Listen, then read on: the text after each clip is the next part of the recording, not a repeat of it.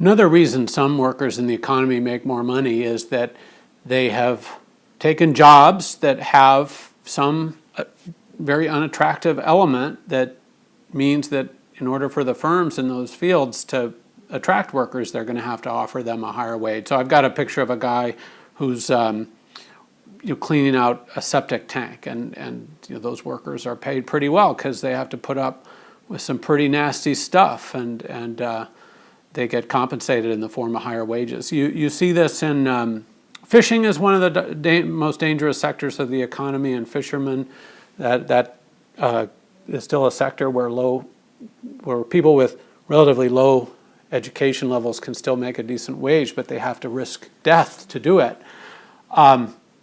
Logging, somewhat the same. The logging can be fairly well paid, although there's a lot of pressure on logging earnings too.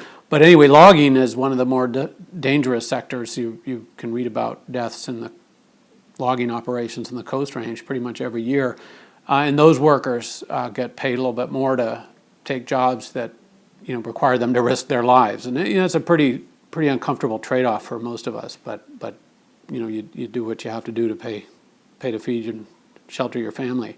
On the other side, we see sectors where people have accepted low wages to be able to work in a sector or in a geographic location that has particularly pleasant, positive appeal.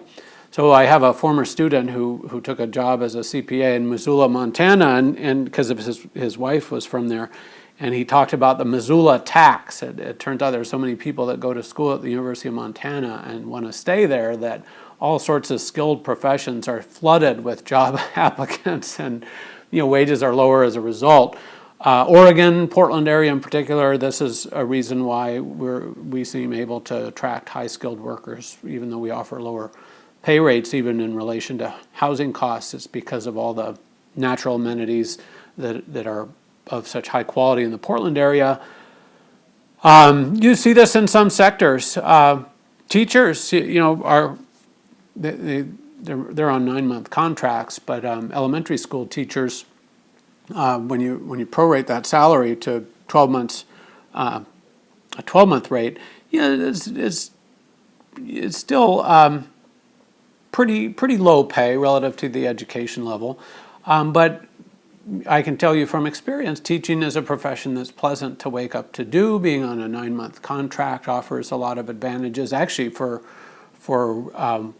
women who have school-age children, to be off the clock when your kids are out of school and be able to work while they're in school is a pretty nice bonus. Now, with that said, teachers have to grade a lot of papers, and certainly it's not an 8-hour workday, but the fact that the substance of the job is so pleasant means that there's a lot of people willing to do it, and wages are suppressed.